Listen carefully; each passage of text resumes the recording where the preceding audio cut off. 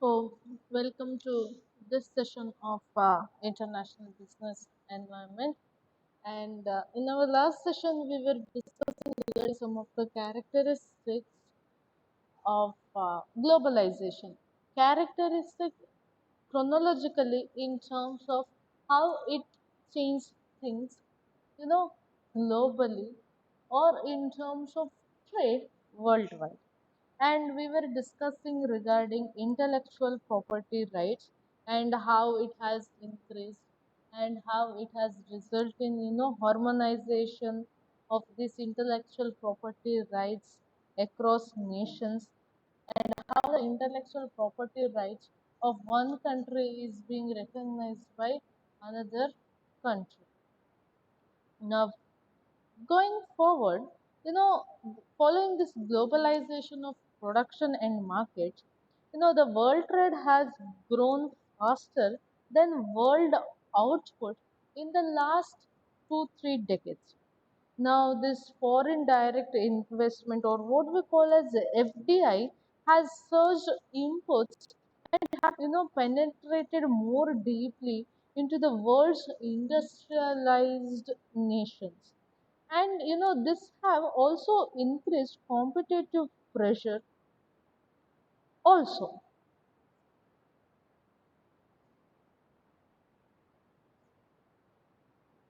So if you want, I can repeat it once again. Due to globalization, especially in terms of production and markets, the world trade has increased, and this world trade has grown faster than the world output in the last 3 decades. And along with this, FDI have also had its paths in world's industrial nations, and this has resulted in competitiveness.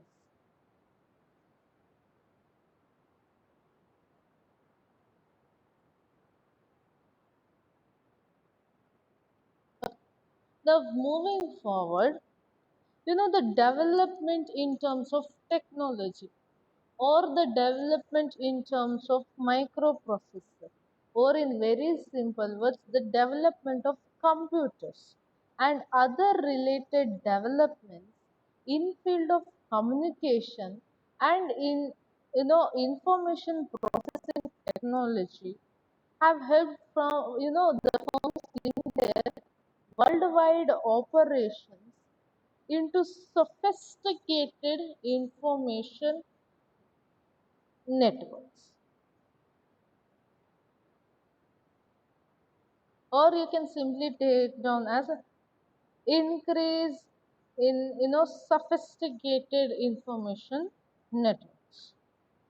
Now, moving forward, the development of global telecommunications infrastructure and greater transporter data flow using technologies, especially such as satellites and telephones, has also happened in this era of globalization.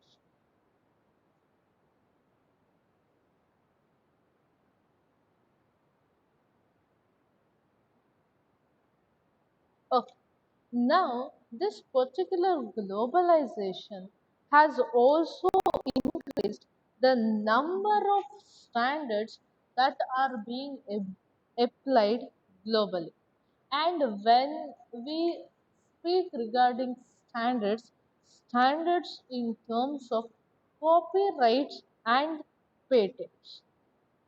Now, regarding this copyright, patents, and intellectual property rights, what are they? What is the difference between them? When these things would be used, we have already discussed in the earlier class. If you have forgotten it, please try to remember it or go to the internet or any particular book and try to understand what is a trademark, what is a patent, and what are these intellectual property rights. Now, due to this globalization, uh, there has been, changes dramatically in the environmental trend. And one such, biggest dramatical environment trend was that there has been, collapse of communicate, communist power in Eastern Europe.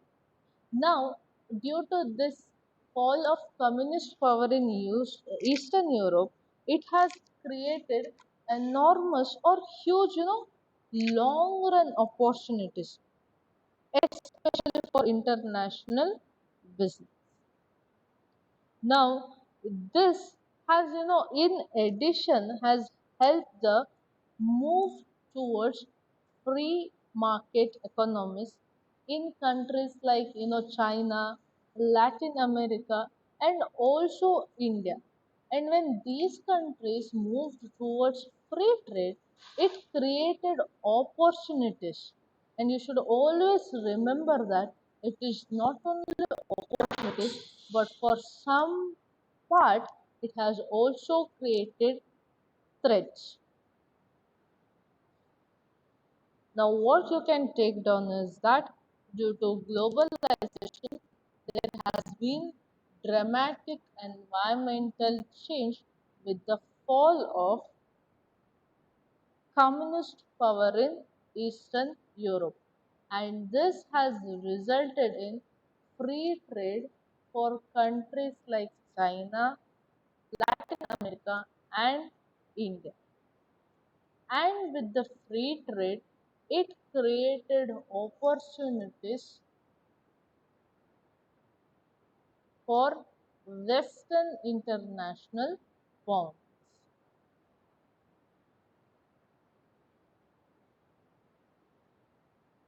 Now, moving forward, we always tend to tell that this globalization does benefits the international trade. Now, this particular topic regarding the benefits and costs, it is one of the most debatable topic of the emerging global economy among the business people, for that matter, even the economists and politicians. And all this debate that are concerned regarding globalization, whether it is benefit or does it cost more than what benefit it gives, these particular debates focuses on the impact of globalization, especially on the job it creates, the wages that the people get, the environment. When we speak of environment, it is both business environment and our normal environment, and the working condition in which the people would be working, and also the national sovereignty. Now, speaking regarding this national sovereignty, it is an entire different topic which, if you want to know how does it matters, you'll have to go through it. There are chances that sometimes you might get a question regarding, does globalization affects a country's sovereignty, or to what extent um, you know a country's sovereignty is compromised with opting for globalization. So it becomes important you understand what do you mean by sovereignty or national sovereignty.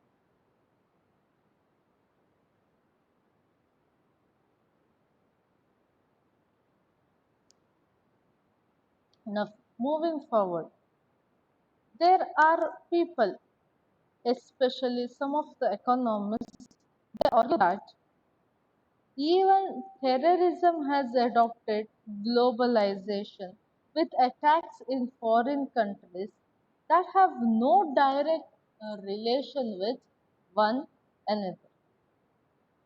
Now, speaking regarding globalization in terms of its effect on cultural aspects of each nation. You know, with globalization, greater international cultural exchange is happening.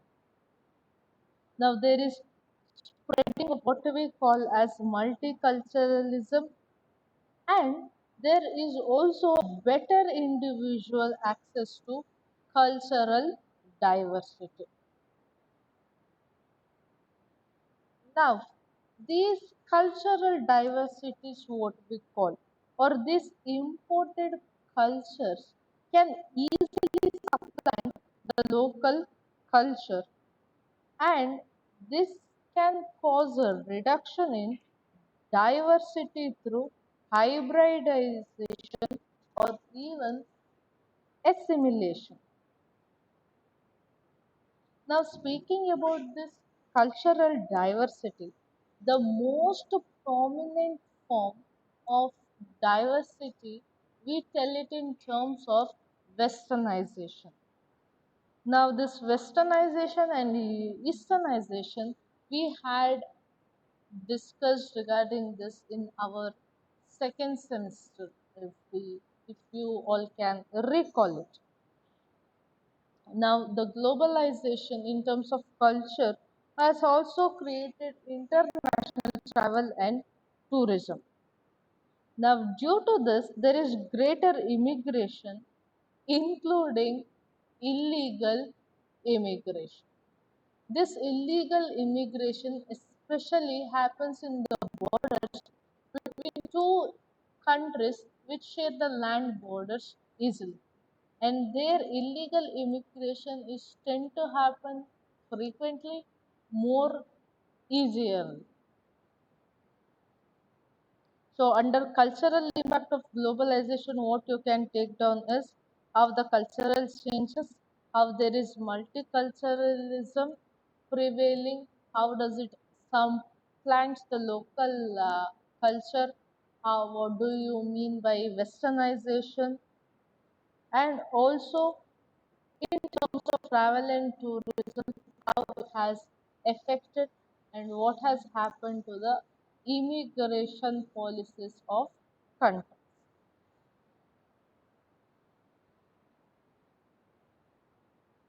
The next one is, managing an international business is undoubtedly different from managing a domestic business. And this particular thing, we can tell it in terms of four main points. The first one, it is different because countries are different. The policies that are being taken by each country would undoubtedly be different. The rules and regulations, the way in which people perceive things, their taste, their preferences, the way in which a production would be done, the improvement in technology, the production, every single aspect would be different. And that is where the domestic business is tend to be said that different from international business. Now, the next one is the range of problems that are being faced by a manager an international business is definitely more wider, and under without, and undoubtedly these problems themselves would be complex than of those which are being faced by managers of domestic business. Now the best example is the rules and regulation they have to follow. When you are a domestic company, when you are doing your business in one particular country, you need to conform yourself to the rules and regulations of that particular country. Now, when you do business globally, or for that matter, maybe one more country itself, now the rules changes, the way in which your business has to be done would be different, at least in terms of accounting, or if at all the rules and regulations of these two countries in which you are doing business are quite opposite to each other, definitely all those things will have problems of its own. And one more main thing that differentiates the domestic and international businesses, the currency that is being used. And international transaction definitely involves converting money into different currencies. Now, for the past 1.5 hour, we are speaking regarding globalization. Now, if at all, if we have to tell it in a nutshell, globalization can be characterized by, emergence of first one, emergence of international organization, specifically the World Trade Organization, and this globalization has resulted in emergence of regional trade agreements, maybe NAFTA, SAFTA, ASEAN, or FTA, or your European Union or EU. And the next one is, there has been growing role of multinational corporation, and there has been also downfall or end of Cold War, or what we call as paradigm in erstwhile socialist economies, or the economies which where socialistic nature has come to almost end, or there is a downfall with that, and now whatever we have is a democratic kind of economies worldwide. And also, uh, the emerging technology is also a result of globalization.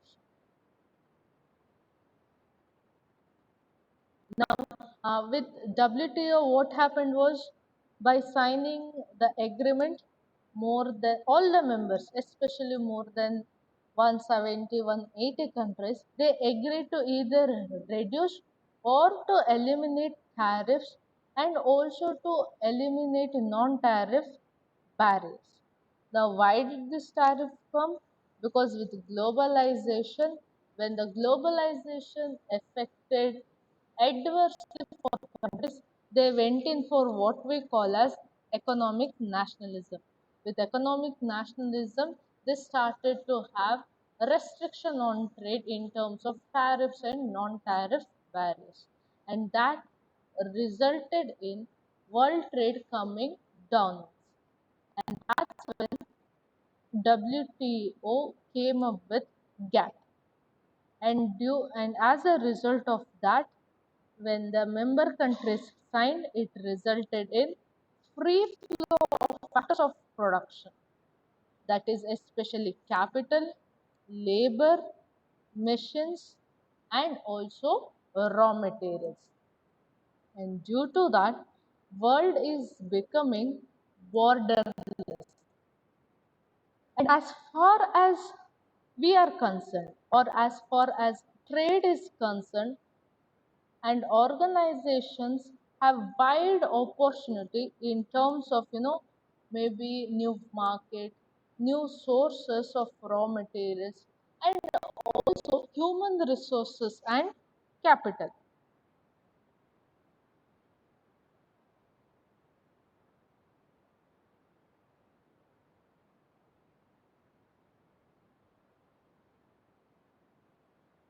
And we discussed regarding two types of groupings.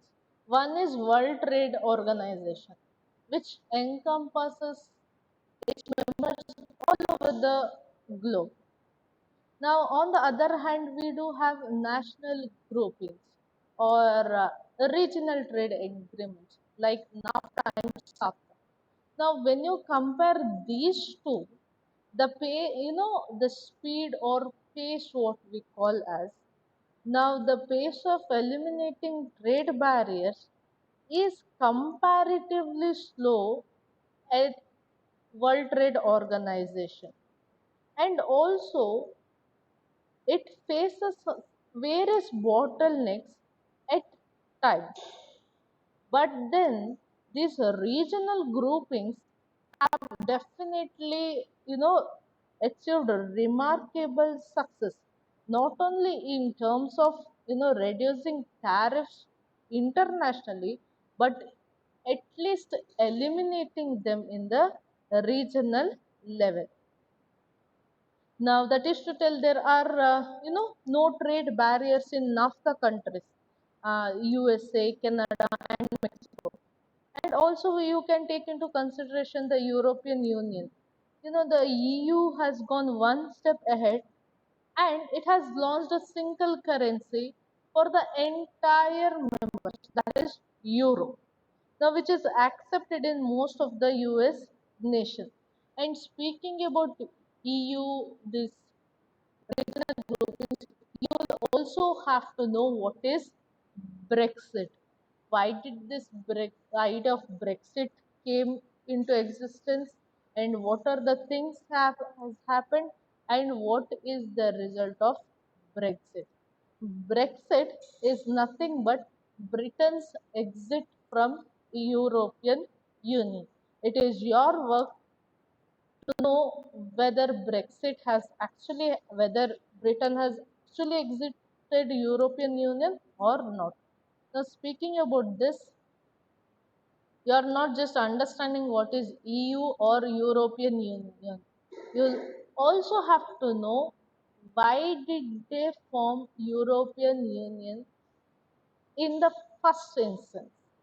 Now, what was the advantage of European Union? Now, what were the main objectives? Why did they come up with this idea? And also, you'll have to know if Britain wanted to exit, what was the reason that they wanted to come out of the economic union? Now, these are the extra work that you will have to do. Now, it is not only European Union, but ASEAN. Now, this is also one more regional trade agreement. Now, it is also eliminating its trade barriers. Now, there is all possibility that in coming few years, the whole world will be divided into few regional economic groups. Now, not only that, the next concept we can speak regarding this globalization is multinational cooperation.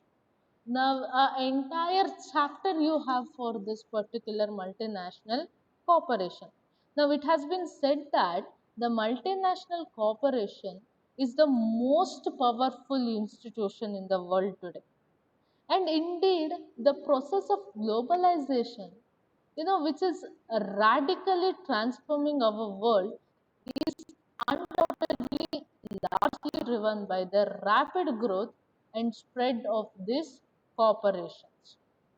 Now, since the end of the Cold War in the year 1991, nearly all the nations in the world have reduced the role of, you know, the state in the economy and also lower the barriers to the international movement of goods, services, capital, ideas, and technology. Now, as the walls imposed by nations or states have crumbled, multinational corporations have thrived, spreading across the globe in search of new markets and factors of production. Now, these multinational companies have expanded across national borders, especially in two ways.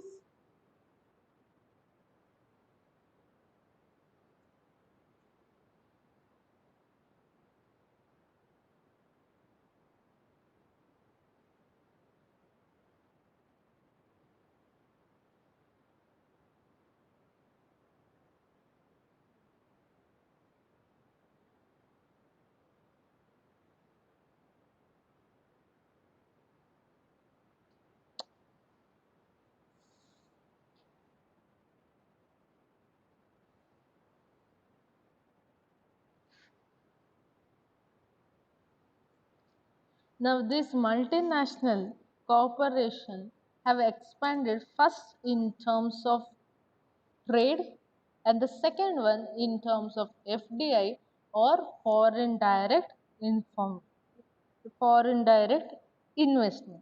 Now, each has contributed to the stable, lasting benefits of world economy. Now, the increasing power of the multinational corporation is beyond doubt. You know, the production of MNCs amounts almost approximately to one quarter of the world's output. That is to tell, all kinds of cooperation, all kinds of business in the world, and we divide it, the one-fourth part of entire world's output comes from multinational corporation, and the rest three-fourth from all the remaining kinds of business. Now, 51 of the world's largest 100 economies are corporations and definitely not countries. Now, the total value of foreign sales of MNCs now exceeds the world exports of goods and services, and intra-firm trade by MNCs alone accounts for about one third of the world trade. The earlier what I said was in terms of quantity, in terms of output, one fourth. In terms of money, it is one third of the world trade. Now there are approximately 75,000 plus multinational corporations defined as firms that engage in international production with over 690,000 foreign affiliates. Now, in the late 1990s, these firms used to control, 12 trillion dollars in foreign assets, employed 30 million workers, and earned 9.5 trillion dollars in revenue. Now, this is larger than the annual GDP of United States or the European Union. Now, it was in the late 1970s, and today we are almost 20 years above that, and you can imagine how much trillion of business might have increased in this last 2 decades.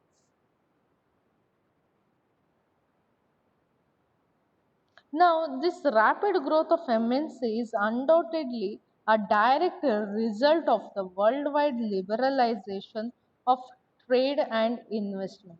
Now, the corporations have grown larger because they now compete in much bigger markets. Now, the fourth point that we were discussing was the end of the Cold War. And this end of the Cold War and the result in the paradigm shift, in the erstwhile socialist countries also brought significant changes to the world. Now, the international events like, dismantling of USSR,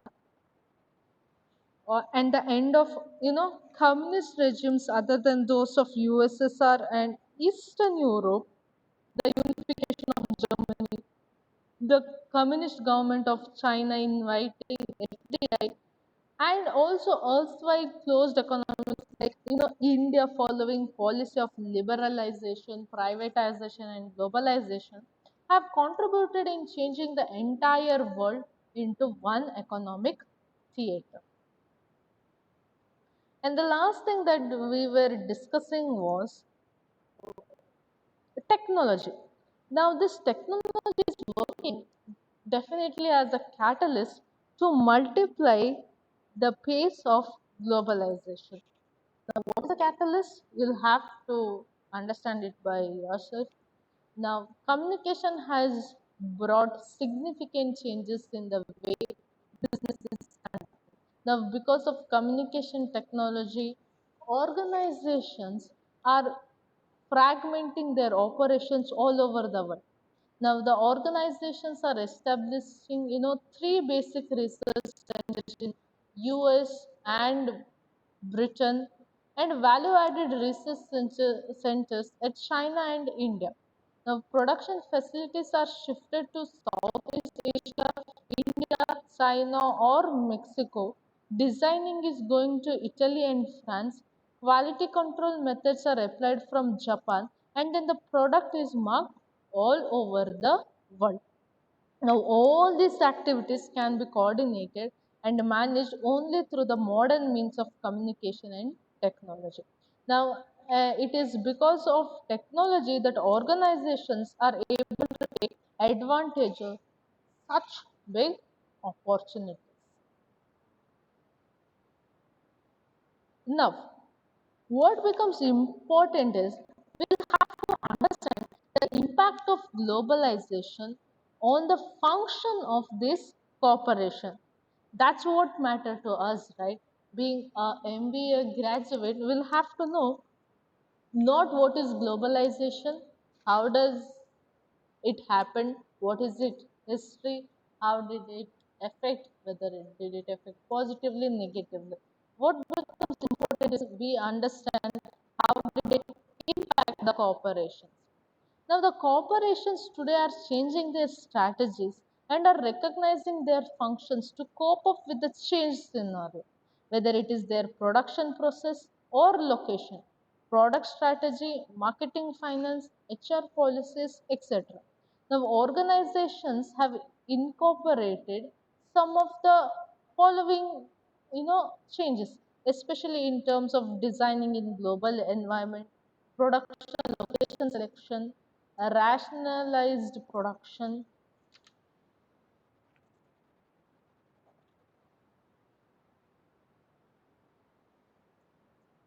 that is impact of globalization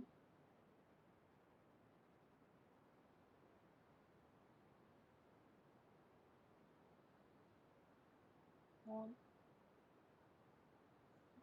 change.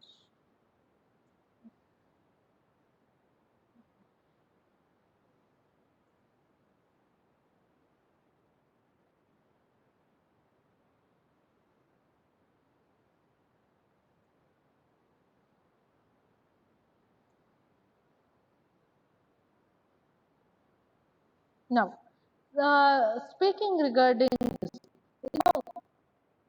designing in global environment. Now, if managing product development process definitely was a challenge, it is not getting any easier as companies continue to adopt global design strategies. Now, global designing has cost benefits that are very attractive to today's manufacture. But we should always remember that it also adds new product life cycle management, or what we call as PLM, and also the challenges, and it intensifies existing problem areas like that of protecting intellectual property right. Now, this is how globalization has affected the functions of corporation in terms of designing its product globally. Now, whatever the problems were earlier, it has just made it complex. Might be in terms of the design strategy that we use, in terms of the life cycle of the product or in terms of the intellectual property rights that is being used under that. Now the next one was production location selection. Production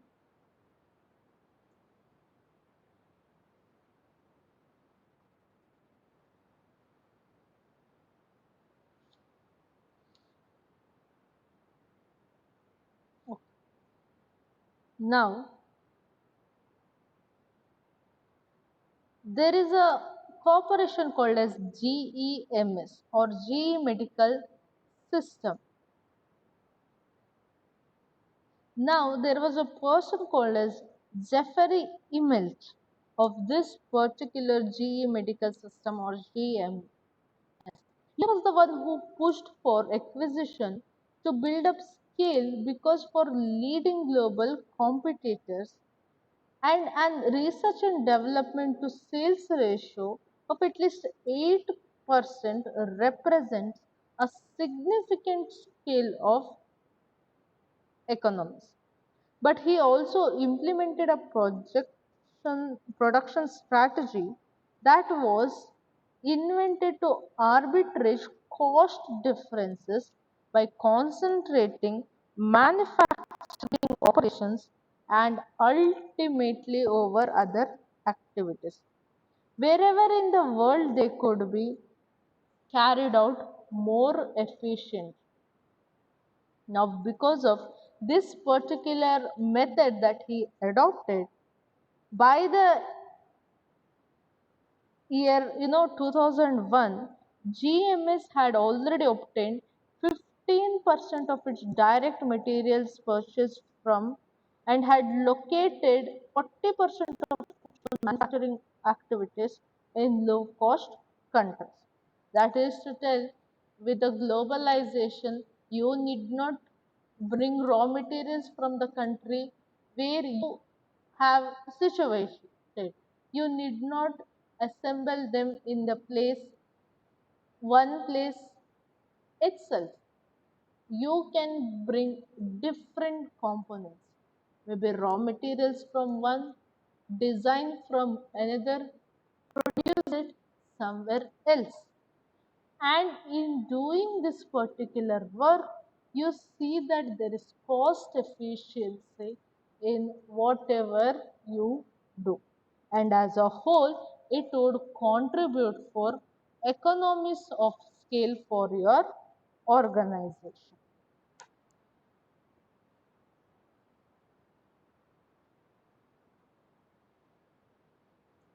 Now the next one is a rationalized production.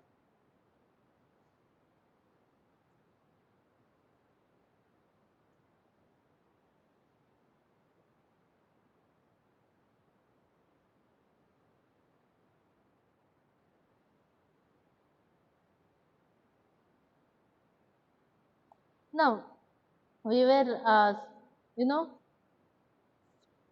speaking regarding how globalization has affected corporations. Now, these companies produce different components or different proportion of their product line in different parts of the world to take advantage of low labor costs, capital, and raw materials. Now, this is rationalized production. Now, in a new global world, rationalized production is easier. Now, organization does have the option of outsourcing or can establish their own production units in those areas where it is more economical. Now, we took the example of GMS or G Medical System. Now, this particular company used Mexico as a manufacture base for labor intensive operations.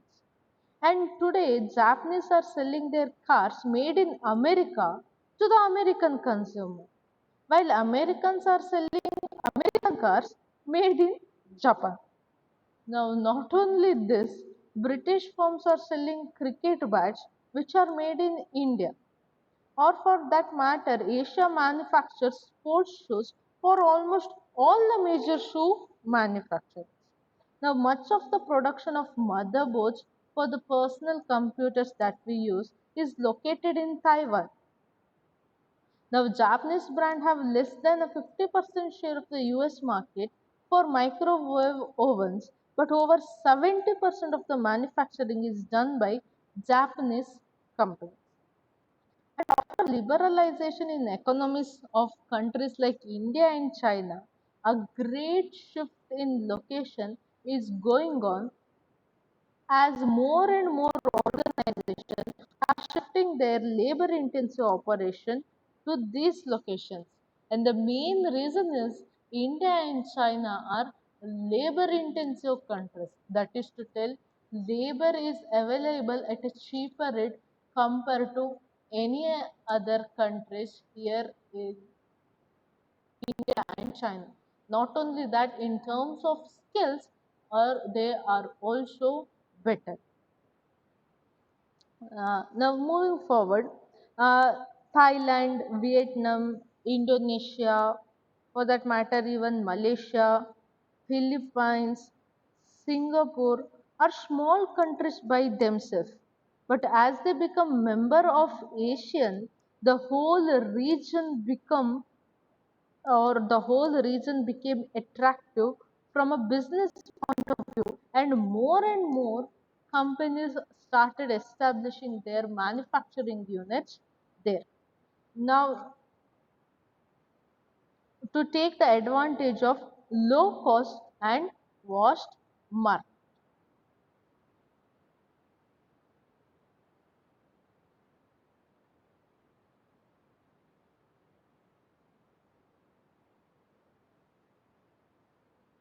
Now, moving forward, there is something called as vertical integration.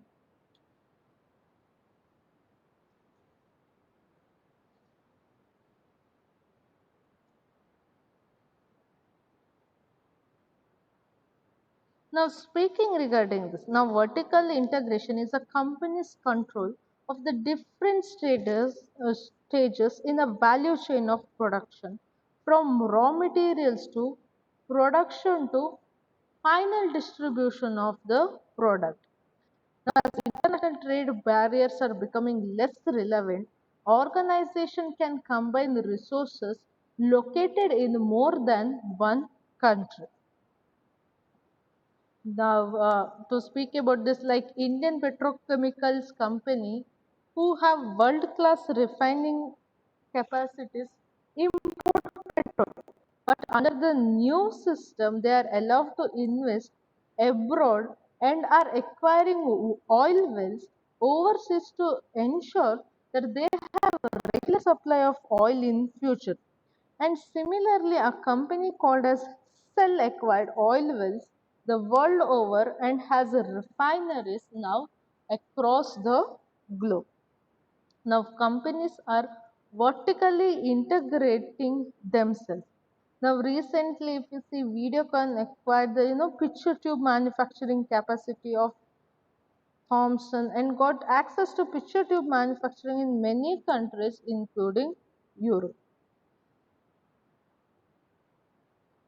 And if we take into example, Asian Paints, they also have its operation in more than 27 nations. Now, the Ranbaxy and Dr. Reddy's Lab are also taking location advantage with horizontal integration. Like, acquiring generic pharmaceutical organization in US, Europe, Israel, and other nations. Now, along with that, you have something called as product strategy.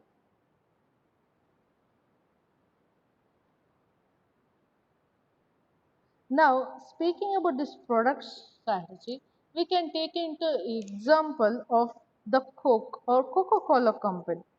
The earlier CEO or the late Robert Gazzetta of this Coca-Cola company was the one who declared in the year 1996, I quote, the labels international and domestic no longer apply. And his globalization program,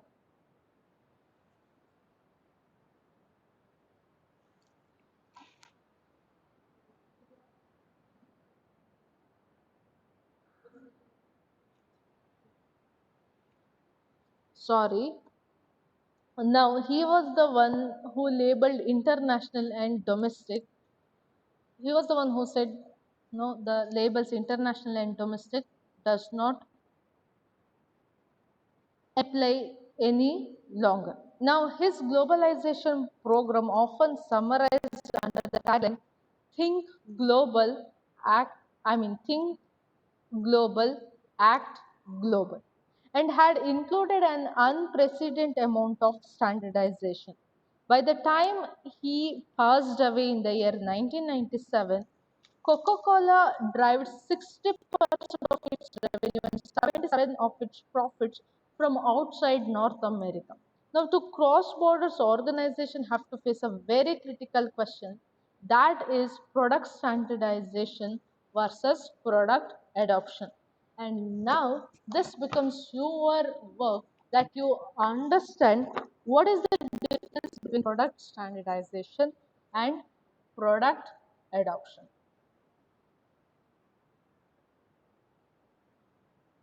So we shall stop here for the day for this particular session. Thank you for your patience listening. I have taken down your attendance and you can leave the meeting now for your next class. Your link and the time would be updated in your WhatsApp group. Thank you.